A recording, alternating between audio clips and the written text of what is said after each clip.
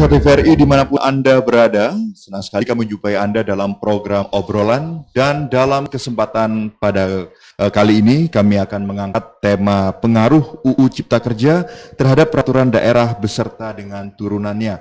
Bersama saya Briansyah Dewandri, selama 60 menit ke depan kami akan membahasnya lebih dalam lagi. Tentunya kami akan ditemani oleh 3 narasumber yang pada kesempatan kali ini sudah 2 narasumber yang hadir di Studio 2 TVRI Jawa Timur. Kami perkenalkan yang pertama, beliau adalah Ketua Bapemperda DPRD Provinsi Jawa Timur, Bapak Haji Muhammad Hasan Irsyad SHMSI.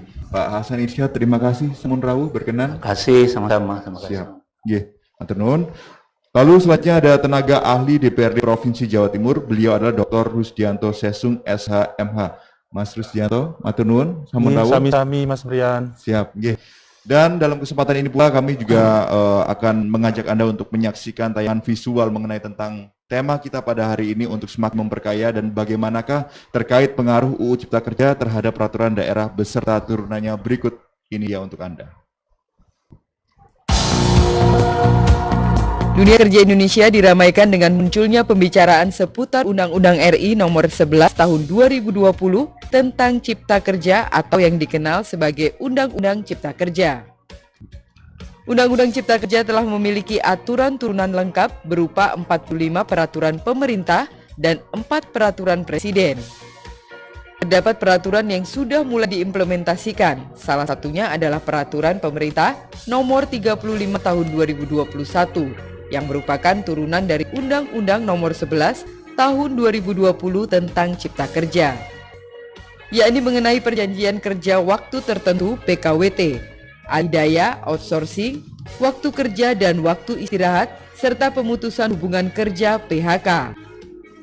Dampak dari Undang-Undang Nomor 11 Tahun 2020 tentang Cipta Kerja ini, maka Biro Hukum Pemprov Jatim melakukan kajian terhadap harmonisasi dan sinkronisasi terhadap peraturan daerah. Ada 55 Perda Jatim dan 64 peraturan kepala daerah yang terdampak oleh Undang-Undang Cipta Kerja. Setelah dilakukan harmonisasi dan sinkronisasi terhadap Perda dan Perkada pada akhir tahun 2021, diharapkan dapat diambil sikap terhadap keberadaan Undang-Undang Cipta Kerja, sehingga pada program pembentukan Perda tahun 2022 bisa segera diajukan dalam bentuk revisi maupun pencabutan Perda. Selain penyelarasan Perda dan Perkada, tujuan yang tak kalah penting adalah untuk mempermudah investasi masuk. Karenanya, Perda dan Perkada yang menghambat investasi juga perlu dilakukan harmonisasi dan sinkronisasi. Kalau investasi banyak yang masuk, tentu lapangan kerja akan terbuka sehingga semakin banyak masyarakat yang bisa mendapatkan pekerjaan yang layak. Berkaitan dengan hal tersebut, perlunya sosialisasi pengaruh Undang-Undang Cipta Kerja terhadap peraturan daerah beserta turunannya dalam obrolan Biro Hukum yang menghadirkan 3 narasumber dari Biro Hukum, Bapemperda, dan DPRD Jawa Timur.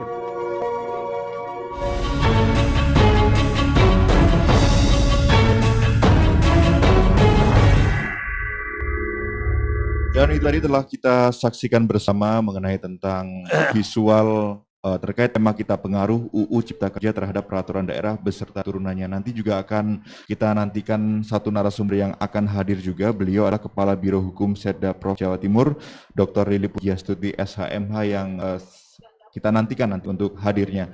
Dan kita ke Pak Hasan terlebih dahulu selaku Ketua Bapemperda DPR Jawa Timur.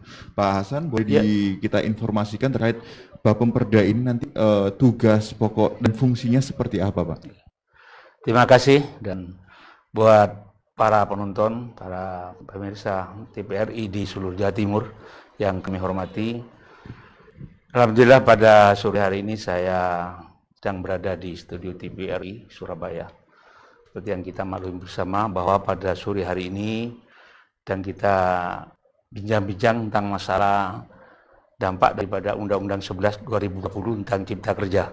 Kami kebetulan sebagai Ketua Bapemperda DPRD Provinsi Jawa Timur. Bapemperda itu adalah badan pembentuk peraturan daerah di DPRD Provinsi Jawa Timur yang boleh dikatakan merupakan dapur daripada peraturan daerah yang di DPRD Provinsi Jawa Timur.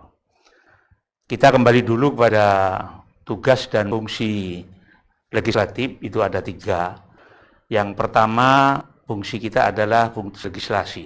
Nah, legislasi ini terkait dengan tugas Bapemperda, yaitu dalam rangka pembentukan peraturan daerah. Kemudian kedua, fungsi budgeting anggaran. Yang ketiga, fungsi pengawasan terhadap pelaksanaan kegiatan dan peraturan daerah serta peraturan pelaksanaannya diawasi oleh DPRD Provinsi Jawa Timur. Dalam hal ini, DPRD, pimpinan DPRD Provinsi Jawa Timur sesuai dengan aturan menugaskan kalau ada pembentukan peraturan daerah di Jawa Timur, itu menugaskan kepada Bapemperda untuk membahas, membicarakan, dan membentuk, menyusun peraturan daerah. Nah, tentunya banyak hal dan banyak aturan-aturan yang harus dilewati. Jadi Bapemperda ini fungsinya adalah untuk membentuk peraturan daerah atas perintah dari pimpinan DPRD Provinsi Jawa Timur. Bapemperda ini salah satu alat kelengkapan DPRD di Provinsi Jawa Timur, sama dengan alat kelengkapan yang lain, yaitu Bapemperda khusus untuk membidani tentang masalah yang berkaitan dengan produk hukum peraturan daerah. Kalau di Jawa Timur ada peraturan daerah nomor 13 2018 tentang pembentukan produk hukum daerah. Itu sebagai pijakan kita untuk di Jawa Timur dan mereka membentuk peraturan daerah. Tugas Bapemperda adalah membentuk peraturan daerah. Tentunya banyak hal, banyak tugas yang harus tidak sendiri Bapemperda melaksanakan tugas ini. Ya, koordinasi dengan Biro Hukum, koordinasi dengan dinas-dinas terkait, koordinasi dengan internal di DPRD, koordinasi antara DPRD dengan eksekutif dalam rangka untuk membentuk suatu peraturan daerah. Ini salah satu tugas daerah. Pak Hasan, terima kasih banyak tadi. Berarti artinya tugasnya mengenai tentang UU Cipta Kerja ini pasti akan banyak sekali nanti, Pak. Apa saja rinci-rinciannya dan bagaimanakah nanti membentuk sebuah peraturan daerah ini, pertimbangannya apa saja. Nanti kita akan bahas lebih dalam lagi ke Mas Risdianto dulu. Mas Risdianto, untuk tenaga ahli ini apa saja nanti, Pak, untuk tugas-tugasnya mengenai tentang dalam tema kita yaitu UU Cipta Kerja ini. Iya, terima kasih Mas Brian. Kami tim ahli DPRD Provinsi Jawa Timur itu merupakan salah satu dari 2 supporting system di DPRD. Menurut Undang-Undang Nomor 23 Tahun 2014 tentang Pemerintahan Daerah dan PP Nomor 12 Tahun 2018 tentang Pedoman Penyusunan Tatip DPRD, DPRD itu memiliki 2 supporting system.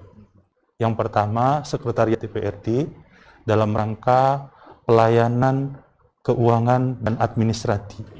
Jadi sifatnya administratif kalau Sekretariat DPRD. Yang kedua adalah tim ahli atau kelompok pakar. Nah, kelompok pakar ini tugasnya untuk membantu anggota DPRD maupun alat kelengkapan DPRD dalam penyelenggaraan 3 fungsinya tadi. Fungsi pembentukan perda, fungsi anggaran, dan fungsi pengawasan. Jadi kami selaku tim ahli membantu Pak Ketua Bapemperda, membantu pimpinan DPRD maupun komisi-komisi dalam rangka mempersiapkan pengharmonisasian pengharmonisasian perda-perda maupun produk hukum daerah lain berupa peraturan gubernur yang terdampak dari Undang-Undang Cipta Kerja. Jadi Bapemperda itu juga biasanya juga akan mengambil dalam langkah melaksanakan fungsi pengawasannya itu akan memanggil Biro Hukum. Sejauh mana pergubnya sudah dievaluasi, sejauh mana pergubnya sudah disusun. Jadi seperti itulah tugas kami juga membantu Bapemperda dalam menyikapi Undang-Undang Cipta Kerja. Seperti itu, Mas Brian. Baik, terima kasih Mas Risdianto. Dan mengenai tentang harmonisasi yang sudah disebutkan tadi memang sangat kompleks begitu ya Pak ya. Terkait 38 kota kabupaten yang ada di Jawa Timur, mereka memiliki kondisi masing-masing dengan adanya tenaga kerja maupun juga para pemilik usaha. Menyatukan UU Cipta Kerja itu memang tidak main-main gitu. Nah, sejauh ini kalau dari Pak Hasan Irsyad melihat dengan adanya perjalanan dari UU Cipta Kerja dan juga penerapannya di lapangan, apa yang kira-kira mungkin bisa Bapak sampaikan ke masyarakat? Apakah sudah berjalan efektif begitu? Sebetulnya Mas Dian ya, jauh-jauh sebelumnya Bapemperda Jawa Timur sudah mengadakan semacam forum komunikasi. Itu Biro Hukum seluruh Indonesia, Provinsi Jawa Timur, kemudian Bapemperda Provinsi seluruh Jawa Timur, Bapemperda Kabupaten Kota, dan Biro Kepala Bagian Hukum di Jawa Timur, itu kami undang. Beberapa waktu yang lalu kami undang dalam rangka untuk mengantisipasi.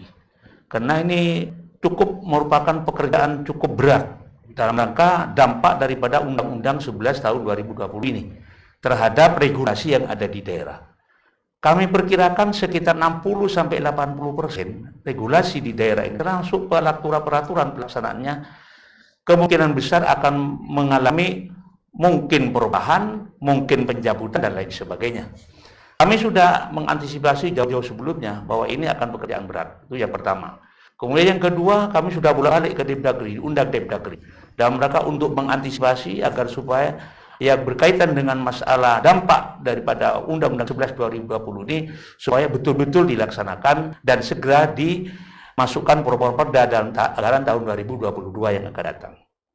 Terakhir, kemarin pada tanggal 2022 kita sudah diundang ke Kementerian Dalam Negeri, diberi penjelasan lagi. Kemudian ada surat edaran tanggal 2 Oktober baru ini, atau tanggal 2 November sudah diberi edaran lagi bahwa di daerah segera harus menyusun membentuk peraturan daerah yang terdampak oleh Undang-Undang 11 tahun 2020. Bapak Pemda Provinsi Jawa Timur sekarang sudah ngambil langkah-langkah. Sebetulnya jauh-jauh sudah ngambil langkah-langkah. Bapak Pemda sudah dengan tim ahli juga dan dengan hukum dan dengan instansi terkait sudah mengadakan semacam koordinasi, mengadakan identifikasi sejauh mana dampak daripada Undang-Undang 11 2020 terhadap regulasi peraturan daerah dan peraturan pelaksanaannya yang ada di Jawa, yang ada di Provinsi Jawa Timur khususnya, belum sampai ke kabupaten kota. Di sana menemukan kurang lebih sekitar 55 peraturan daerah yang terdampak oleh Undang-Undang 11 2020. Kemudian karena itu bukan pekerjaan yang ringan, buat satu peraturan saja 1 bulan 2 bulan kadang tidak selesai, apalagi sampai merevisi, harmonisasi, macam-macam. Jadi kami bagi. Ada 3 kelompok yang sudah disepakati dengan Bapak Pemda dan Biro Hukum dan tenaga ahli. Ada kelompok 1 nanti membahas yang berkaitan dengan raperda, dengan perda tentang pemerintahan. Itu ada sekitar 5 perda barangkali nemukan di sana. Ada kelompok 2 yang berkaitan dengan masalah perekonomian. Ada kurang lebih sekitar 19 peraturan daerah. Ada kelompok ketiga yang berkaitan dengan masalah keuangan. Ada sekitar 7 peraturan daerah. Ada kelompok yang berkaitan dengan pembangunan. Ada sekitar 11 peraturan daerah. Dan yang terakhir ada kelompok yang berkaitan dengan kesejahteraan masyarakat. Itu sekitar 7 peraturan daerah. Jadi kandung maksud kita membagi per kelompok ini agar supaya kita memudahkan. Kita bagi yang terkait dengan masalah terdampaknya Undang 11 2020 ini yang berkaitan peraturan daerah, itu Bapak dengan tim tenaga ahli yang membahas nanti. Tapi yang berkait dengan peraturan gubernur pelaksanaannya itu nanti diserahkan kepada bagian hukum, Biro Hukum di Provinsi Jawa Timur. Sehingga kemungkinan kalau secara dibahas secara biasanya membahas peraturan daerah 1 tahun tidak cukup waktunya. Untuk kita bagi, kita kapling. Nah, sudah ini tinggal melaksanakan, dan ini insya Allah tahun 2022 yang akan datang kita laksanakan. Kita ikuti petunjuk Menteri Dalam Negeri. Edarannya tanggal 2 Oktober yang lalu memberikan petunjuk beliau bahwa harus segera dibahas. Nah, kami sudah mengambil langkah-langkah. Yang pertama, pembahasan peraturan daerah untuk tahun 2022 akan segera disusun dan ditentukan sesuai yang diambilkan dulu yang terdampak dengan Undang-Undang 11 2020. Itu kita prioritaskan untuk tahun 2022. Kemudian karena agar supaya kita mengejar masalah efektif dan efisien ya, sehingga peraturan daerah di Jawa Timur kita rencanakan sementara sebelum menjadi kesepakatan bersama itu bersifat omnibus law. Jadi peraturan daerahnya itu isinya banyak, tapi perdanya hanya sedikit. Ya, mungkin judulnya saja di atas satu, misal judul tentang perizinan berusaha di daerah. Nah, kemudian judul tentang pemberdayaan pelindungan koperasi usaha mikro, kecil, menengah. Nah, itu judulnya seperti itu. Jadi di dalamnya itu berisi ada beberapa peraturan-peraturan. Sehingga tidak terlalu gemuk, tidak banyak peraturan daerah, tapi isinya di dalam itu mencantumkan beberapa peraturan daerah. Nah ini sementara yang sudah saya program. Baik, berarti ada forum komunikasi sudah dilaksanakan ya Pak? Udah. Itu yang Pak Wakil Gubernur menjadi salah satu. Ya, itu jendara sumbernya juga Pak Wakil Oke, Gubernur. baik. Ya. Kita akan bahas sedikit tentang itu. Ya. Dan juga sudah hadir bersama kami Dr. Lili Pujiastuti, SHMH, Kepala Biro Hukum Setda Prof Jawa Timur. Bu Lili, apa kabar hari ini? Alhamdulillah baik. Assalamualaikum warahmatullahi wabarakatuh. Waalaikumsalam. Mohon izin nih Bu, Nia. Terima kasih. Sampun rawuh. Assalamualaikum warahmatullahi wabarakatuh. Waalaikumsalam warahmatullahi wabarakatuh. Bu Lili, tadi sempat kita juga mungkin mengenalkan narasumber sekaligus juga tugas dan juga tugas pokok serta fungsinya terkait adanya UU Cipta Kerja yang ada di Jawa Timur ini. Kalau dari Bu Lili sendiri, tugas pokok sebagai Biro Hukum mengenai tentang UU Cipta Kerja ini apa saja sih Bu yang harus dipahami masyarakat? Oke, jadi terima kasih. Assalamualaikum warahmatullahi wabarakatuh. Terkait dengan Undang-Undang Cipta Kerja ini kan undang-undang, salah satu undang-undang yang mekanisme pembentukannya itu baru di Indonesia. Karena selama saya belajar ilmu hukum dan mempraktekkan itu biasanya kalau undang-undang cabut undang-undang satu gitu ya. Nah ini satu undang-undang mencabut 2 undang-undang dan mengubah 87 undang-undang. Jadi cukup banyak. Walaupun yang diubah hanya beberapa pasal. Sehingga menyulitkan sebenarnya. Menyulitkan bagi kami yang Biro Hukum maupun yang hukum di kabupaten kota, itu cukup sulit untuk mempelajari karena sekian banyaknya. Oleh karena itu kan undang-undang cukup tebal ya. Oleh karena itu kemarin sebenarnya beberapa bulan yang lalu kami itu dikumpulkan oleh Kemendagri, kemudian meminta mempelajari terkait dengan peraturan daerah, kabupaten kota, provinsi, peraturan gubernur, peraturan bupati wali kota yang terdampak. Kita sudah mencoba mempelajari itu dan mengirim ke kementerian. Dan alhamdulillah ada 1.730 perkada yang terdampak. Dan ini sudah masuk di Satgas, bukan Satgas COVID, tapi Satgas yang tentang Cipta Kerja. Nah, kemudian kami juga mengeluh kepada Kemendagri sebagai bapaknya kabupaten kota, provinsi ya, bapaknya Pemda. Karena kita kesulitan memahaminya, karena dari Undang-Undang Cipta Kerja itu kan ada 47 PP dan 4 Perpres ya, yang kemudian ini yang harus kita tindak lanjuti.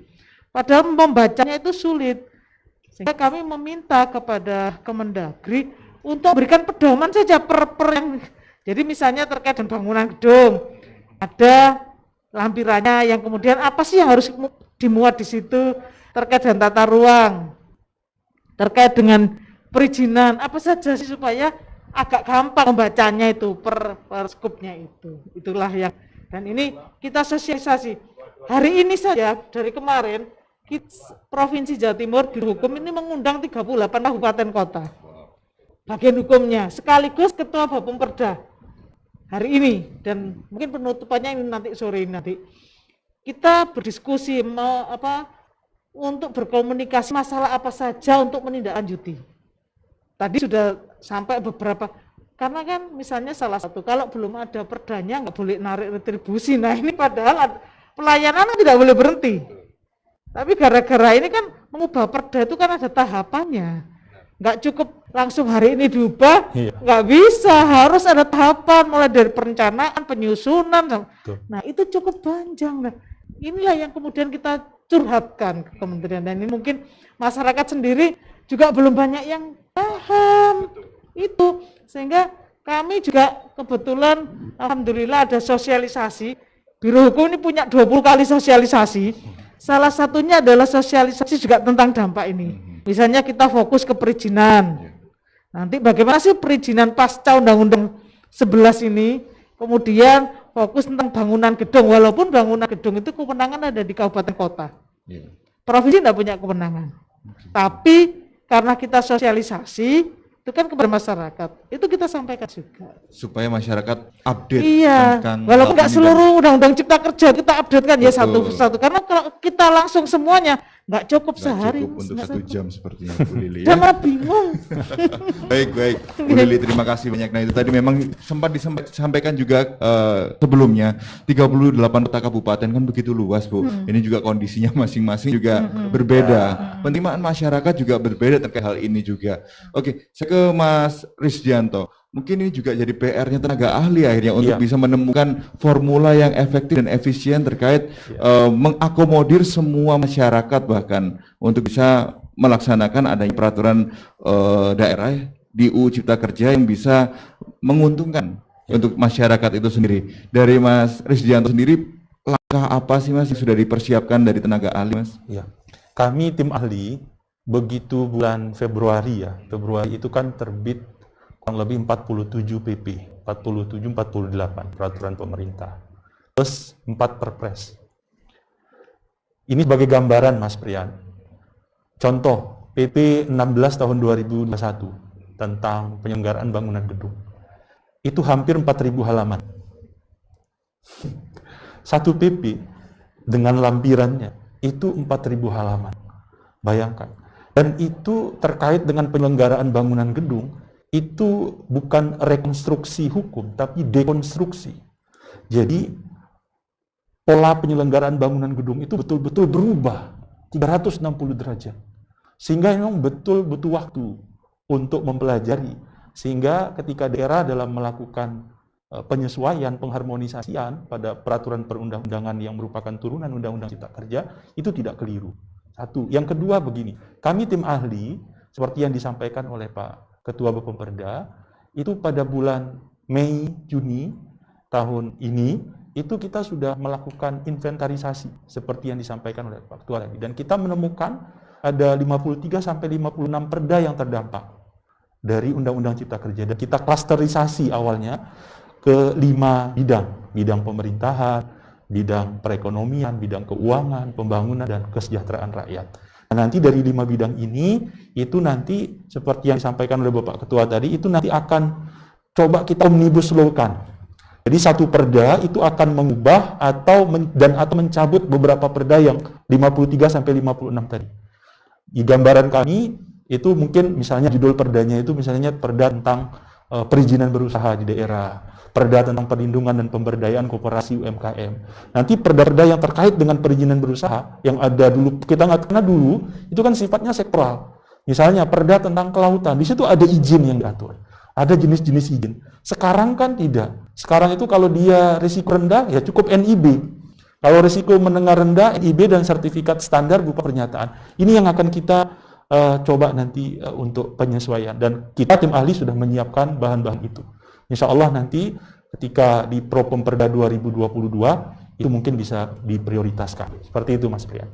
Baik, terima kasih Mas Risdianto. Pak Hasan, kira-kira kalau dari kompleksitas yang sudah ditemukan beberapa hal ini, untuk membentuk sebuah peraturan daerah akhirnya pertimbangan apa saja Pak yang kiranya dijadikan yang paling utama untuk membentuk satu buah peraturan ataupun 2 buah begitu? Makasih Pak. Jadi untuk kali ini kita fokus pertimbangan kita pada yang terdampak Undang-Undang 11 2020. Menurut saya ada 4 klaster Pak di Undang-Undang 11 2020 ini yang sangat berpengaruh terhadap regulasi di daerah. Yang pertama, klaster yang pertama tentang investasi dan kegiatan berusaha. Itu yang pertama.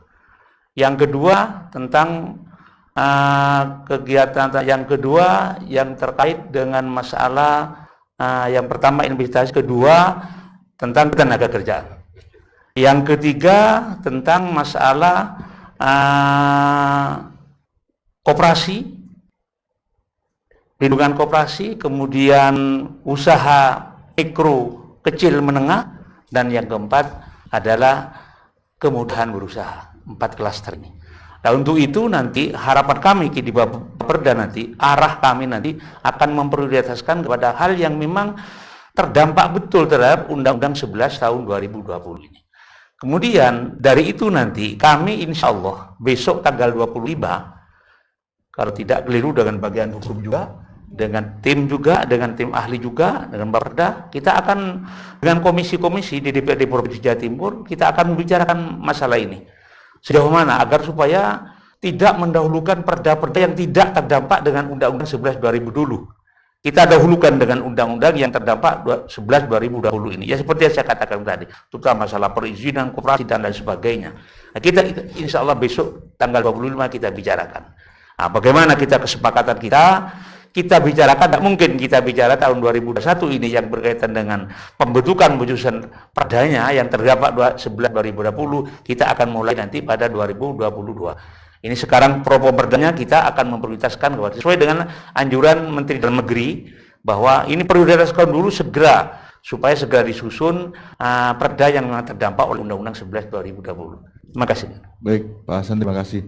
Bu Lili, dengan proses yang sudah berjalan saat ini, setelah Bu Lili lihat sendiri yang menjadi perhatian utama dari Biro Hukum terkait pelaksanaan UU Cipta Kerja di masyarakat, akhirnya poin-poin apa saja Bu yang kiranya harus diutamakan begitu? Begini, jadi untuk kita nanti mau apa yang didahulukan, prioritasnya, tadi barusan juga kami berdiskusi dengan teman-teman di Kemendagri, terutama ada Direktur Produk Hukum Daerah. Jadi memang misalnya sekarang ini, PBG, persetujuan bangunan gedung, itu kan ada batasan waktunya, jika tidak ada perdanya tidak boleh memungut. Nah ini salah satu yang urgent, sampai-sampai naskah akademik nggak perlu ada, nggak apa-apa. Jadi kalau memang nggak bisa menyusun naskah akademiknya dalam waktu yang singkat, itu naskah akademik nggak ada nggak apa-apa. Tetapi ada analisa kebutuhan. Nah ini yang penting. Makanya kemudian kami kebetulan Pemperda ini sudah jadi mitra yang cocok, gitu ya. Jadi kita komunikasinya enak, sehingga kami juga ke OPD.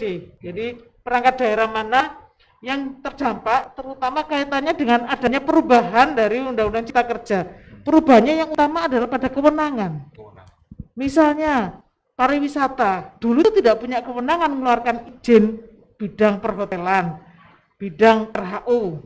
Tapi sekarang ini dengan Undang-Undang Cipta Kerja dan PP-nya ada kewenangannya itu. Nah otomatis ini segera didahulukan, karena kalau tidak ada perdanya, tidak ada legitimasi untuk melakukan pelayanan kepada masyarakat. Padahal mereka ini sudah ada usaha yang pengen mengajukan izin. Tapi dengan Undang-Undang Cipta Kerja izinnya ada di provinsi. Lah provinsi, kami belum ada perdanya, bagaimana mekanismenya, siapa nanti prosedurnya seperti apa. Kami belum punya izin. Kabupaten kota nggak berani mengeluarkan izin, sudah bukan kewenangan saya, nanti cacat wewenang itu.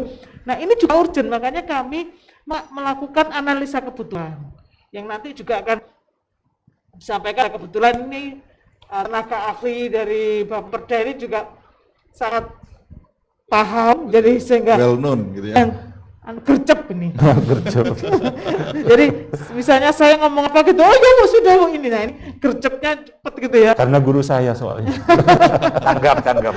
Guru saya. Jadi akhirnya tune in ngomongnya, udah kita lakukan ini terus.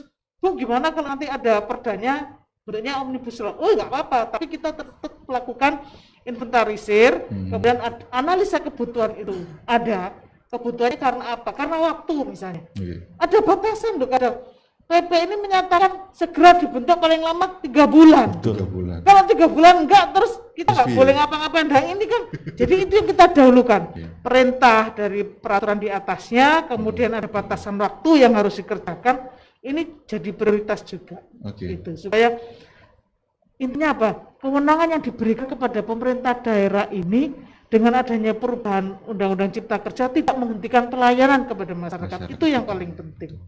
Oke, terima kasih Bu Lili. Mas Risdianto, tolak ukur kesuksesannya pelaksanaan UU Cipta Kerja menurut Mas Risdianto bagaimana? Saya kira begini, ada tolak ukur administratif dan teknis.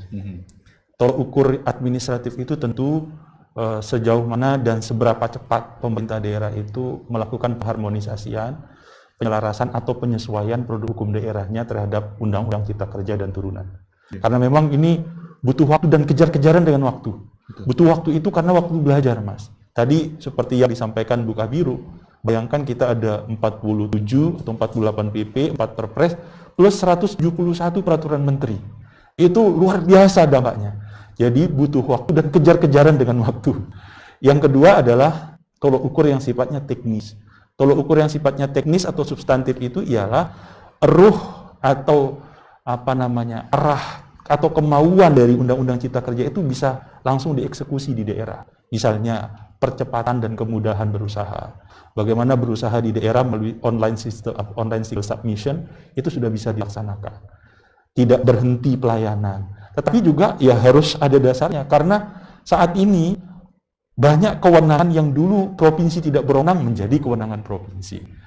Seperti di pariwisata dan lain sebagainya. Ini kita kejar-kejaran dengan waktu. Hotel yang 100 kamar ke atas, Mas, kalau dulu itu kewenangan kabupaten kota, nggak bagi-bagi sekarang. Sekarang 100 sampai 200 itu kewenangan provinsi. 200 ke atas kewenangannya pusat.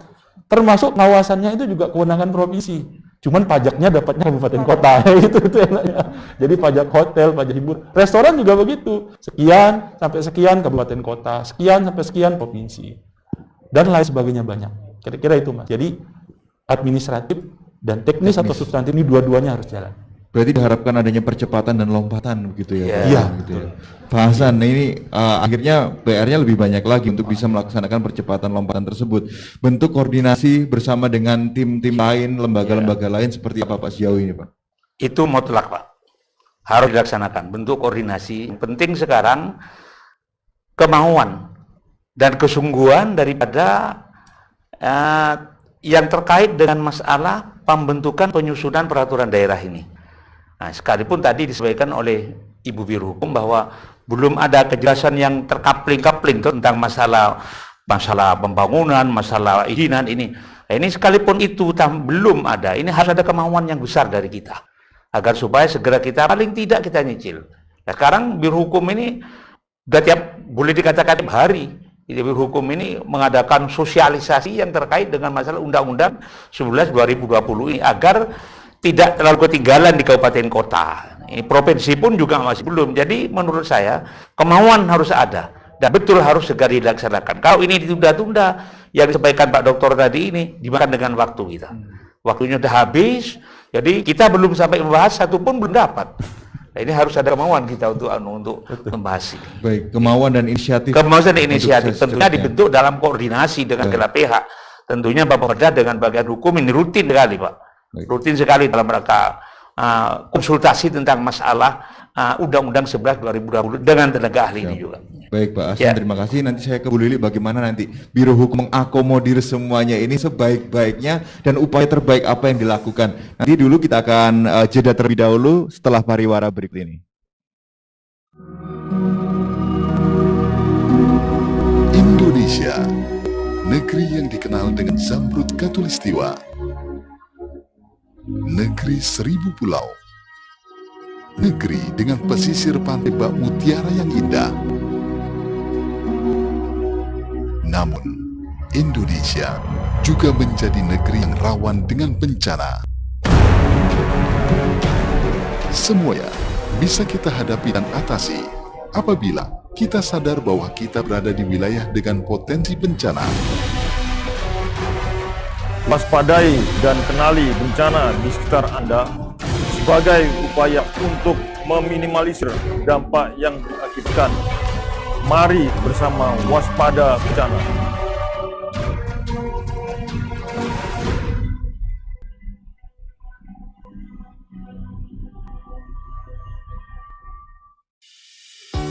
Mulai tanggal 17 Agustus 2021, TVRI akan memulai tahapan analog switch off di 11 kota dan Batam dan akan dilanjutkan secara nasional pada 2 November 2022. Siaran TVRI sudah dapat ditonton melalui TV digital. Terdiri dari 4 kanal digital. Kanal 1 TVRI Nasional, Kanal 2 TVRI Daerah, Kanal 3 Budaya, dan Kanal 4 Olahraga. Siaran TV digital dapat dinikmati dari televisi yang telah dilengkapi perangkat digital atau dengan televisi lama menggunakan set-top box. Siaran TV digital memberikan kualitas gambar yang bersih, suara jernih, dan beragam konten secara gratis. Yuk beralih ke digital. TV digital bersih, jernih, canggih.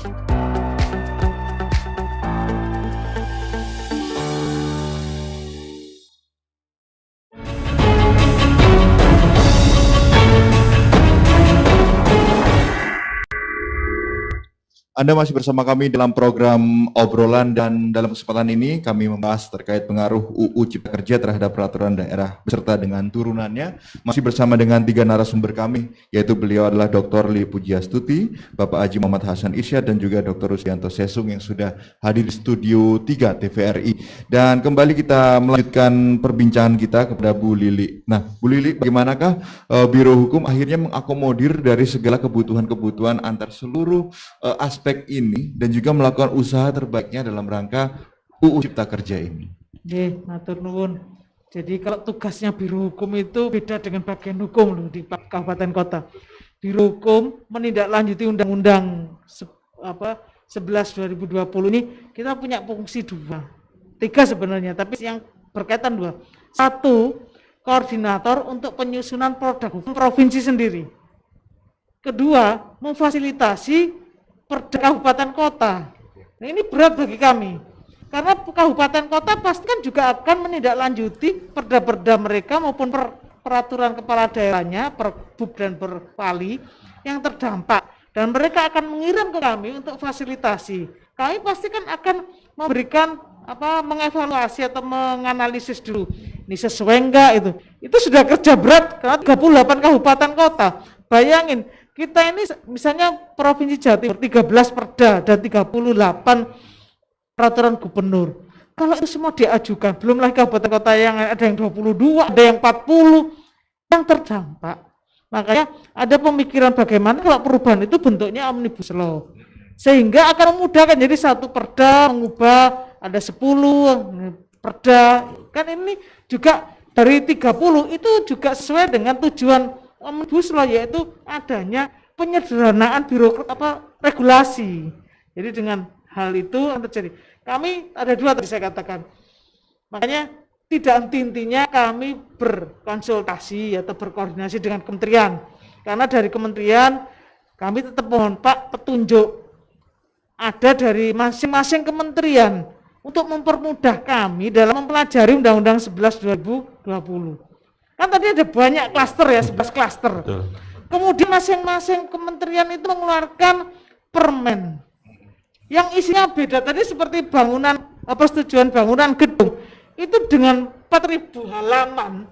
Belum lagi yang masalah perizinan di daerah, malah lebih itu, lebih banyak lagi. Banyak sekali. Nah ini tolong dibikinkan juklak terdomannya masing-masing.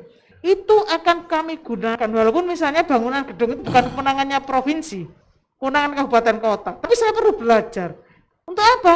Untuk nanti memfasilitasi perda-perda yang ada di kabupaten kota gitu loh. Jadi kita itu 2 sebenarnya fungsinya. Untuk perda kita sendiri, juga perdanya kabupaten kota. Ini yang harus. Jadi saya meminta teman-teman. Jadi memang pertama juga minta tambahan SDM ini. Karena memang ada yang pensiun, ada apa.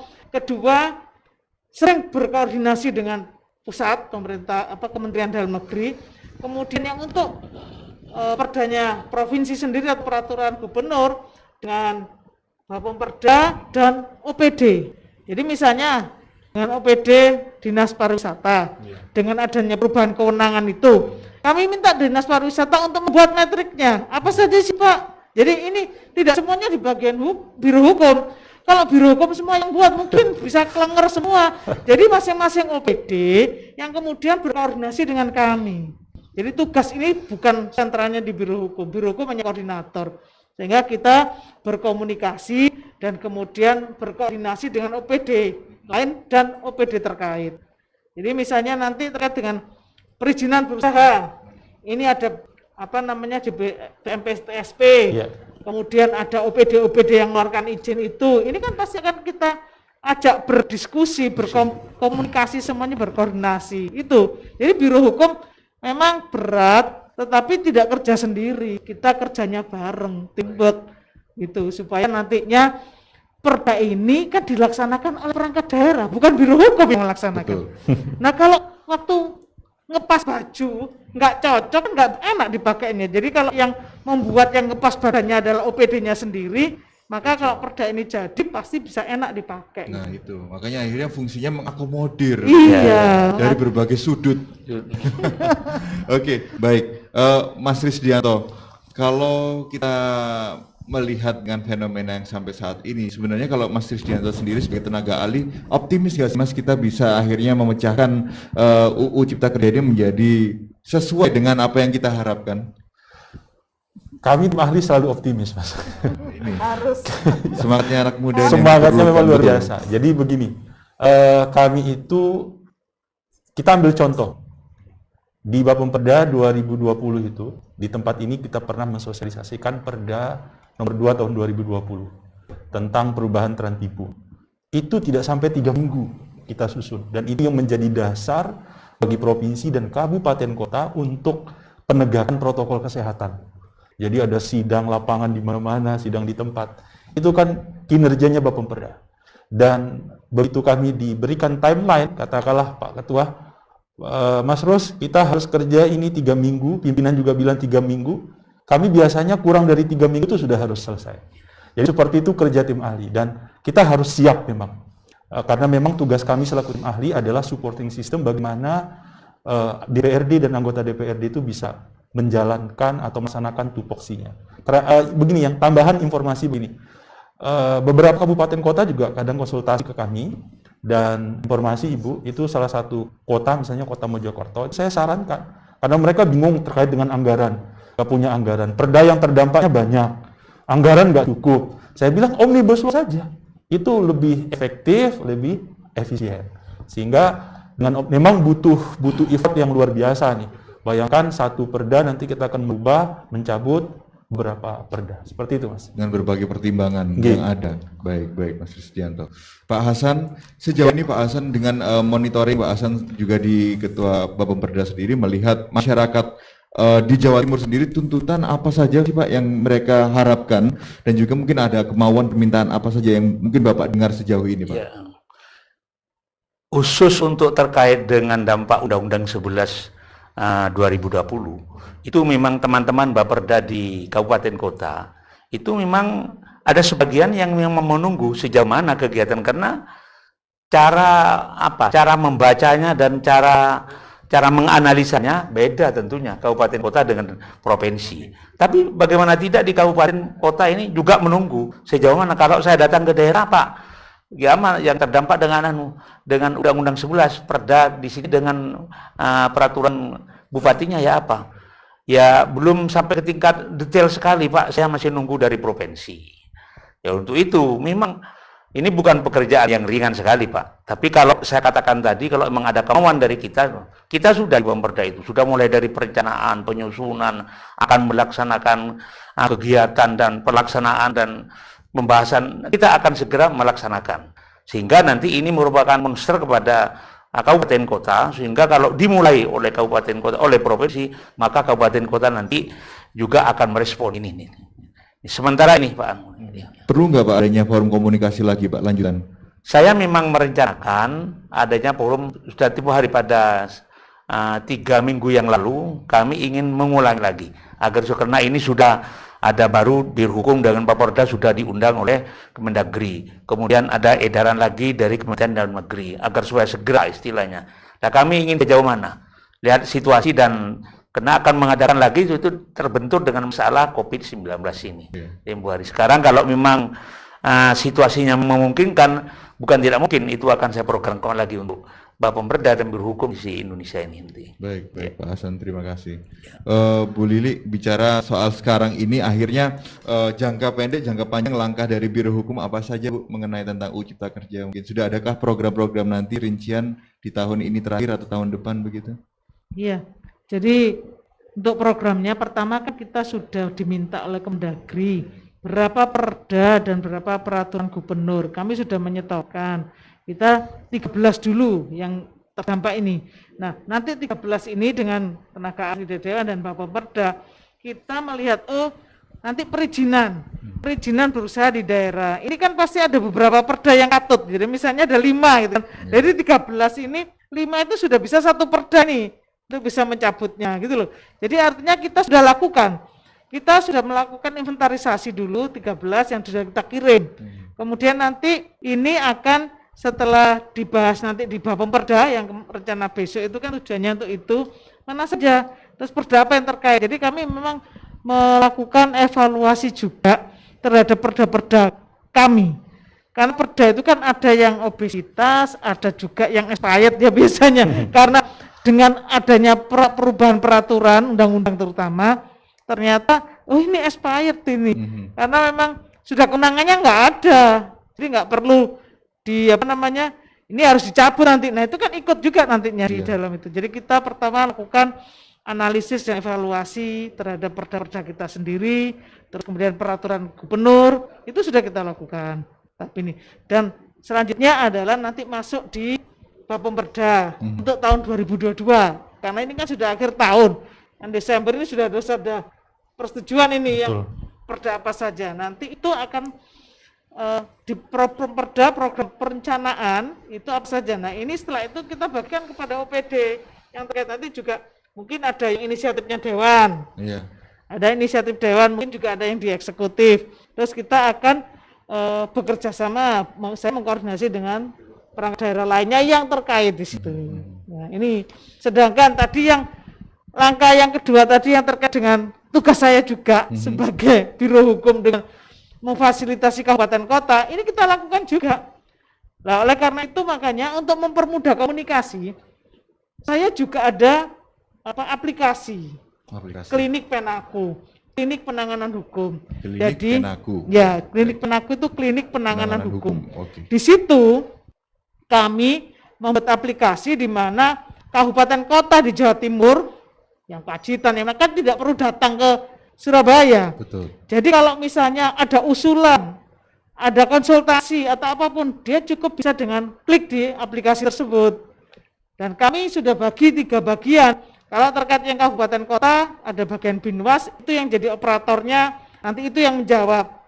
Setelah dijawab, masuk ke saya sebagai verifikator untuk kemudian saya teruskan kepada yang bersangkutan. Ini percepatan untuk memudahkan komunikasi. Betul. Sedangkan untuk yang teman-teman perangkat daerah, yang juga terkait dengan itu mau konsultasi, mau nanti koordinasi tentang produk hukum, baik itu keputusan, peraturan daerah maupun gubernur, juga lewat klinik Penaku yang operatornya beda lagi, karena kan nanti nggak nyampur.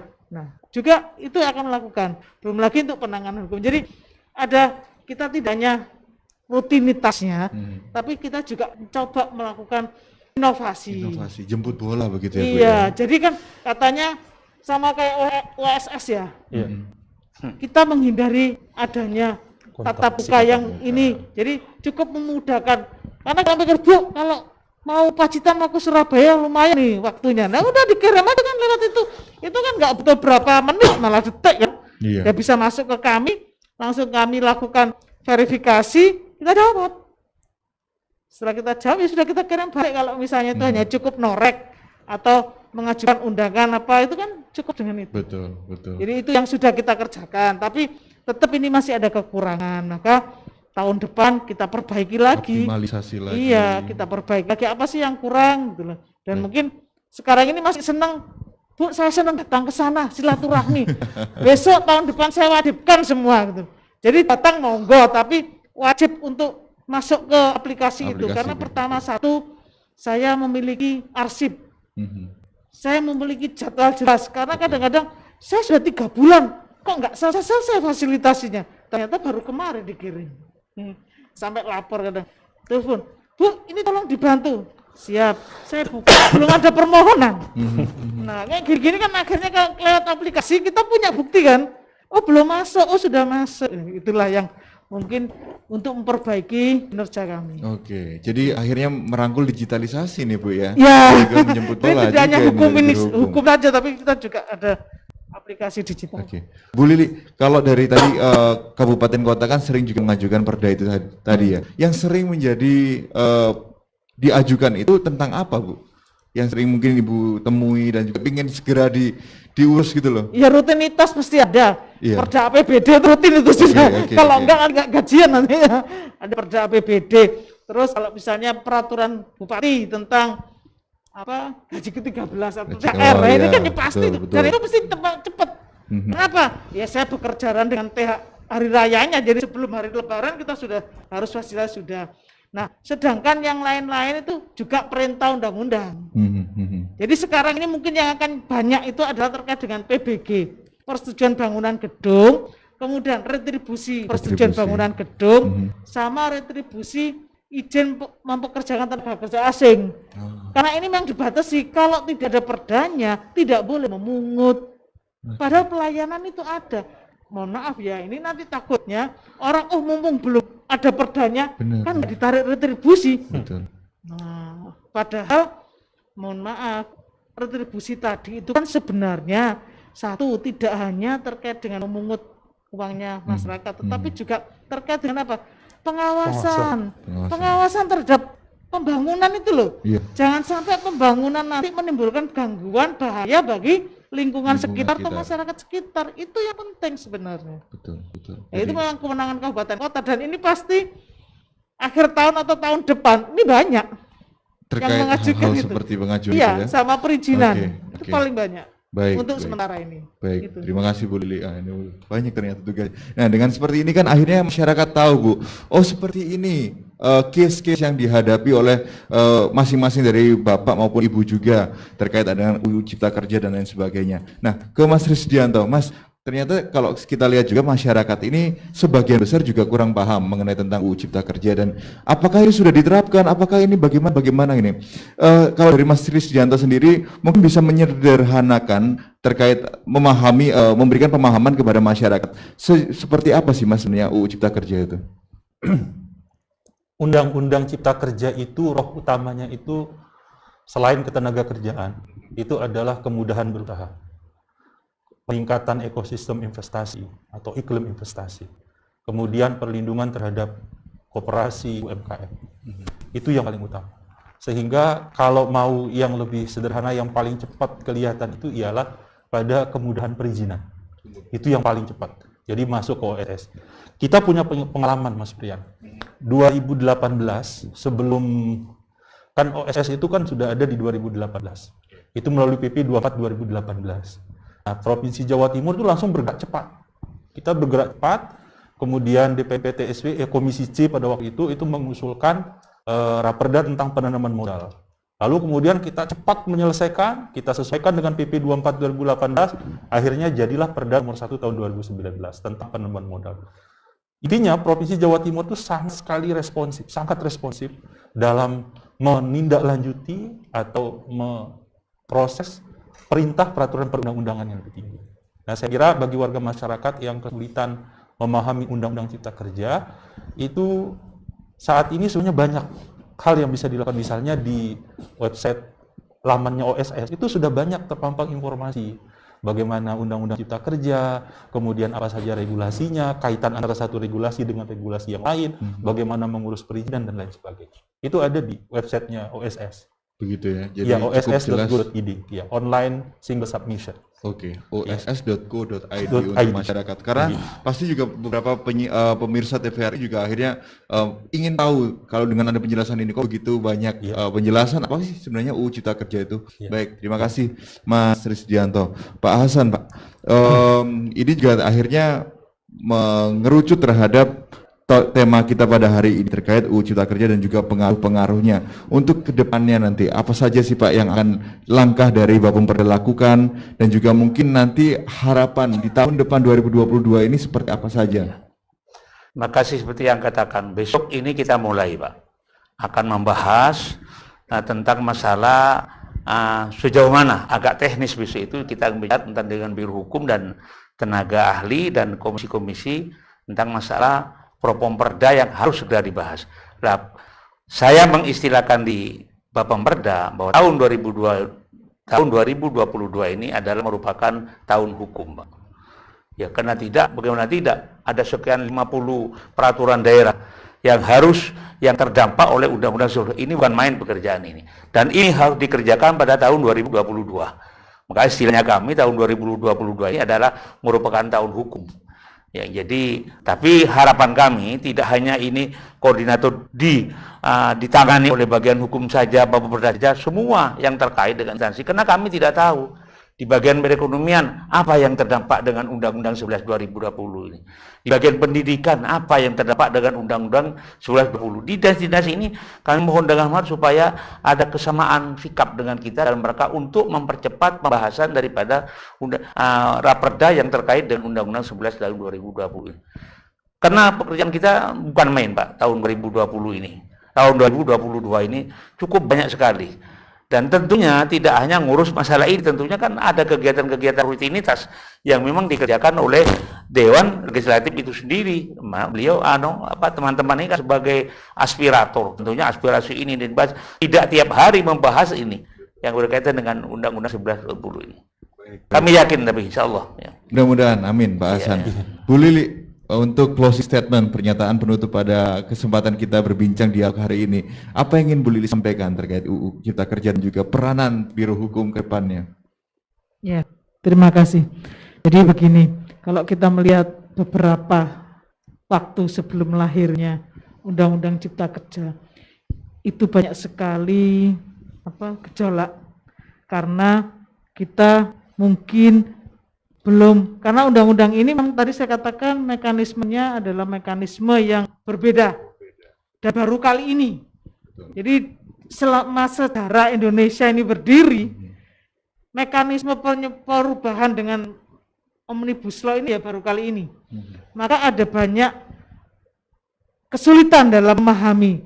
Maka saya sampaikan sebagai Kepala Biro Hukum kepada masyarakat, kepada organisasi, kepada lembaga, kami semua membutuhkan masukan dari masyarakat. Namun ini yang penting, tolong dipahami, baca dulu. Dibaca dulu, dipahami, baru kita memberikan partisipasinya, masukan, sehingga masukan ini bisa benar-benar menjadi bahan pertimbangan. Karena kami sadar, kami adalah perangkat daerah yang kacamatanya membacanya terkait dengan kewenangan kami. Tapi kemudian satu sisi makanya bermitra dengan Dewan di sini, ada Bapemperda, itu salah satunya. Tetapi kan di sini juga peran dari masyarakat adalah memberi masukan. Jadi kami berharap masukan dari masyarakat itu sangat membantu. Tetapi tolong masukannya ini diberikan, baca dulu. Gitu. Betul, pahami dulu. Pahami dulu, baca sehingga dulu. Nyambung begitu. Baru nyambung. Jadi seakan-akan ya Joko Sembuk numpak ojek kan nyambung, cek itu kan jadi enak gitu loh. Betul. Apa yang diinginkan dan ini karena Undang-Undang Cipta Kerja ini satu memang tadi deregulasi. Ada karena saking gemuknya obesitasnya itu ya. Kemudian debirokrasi.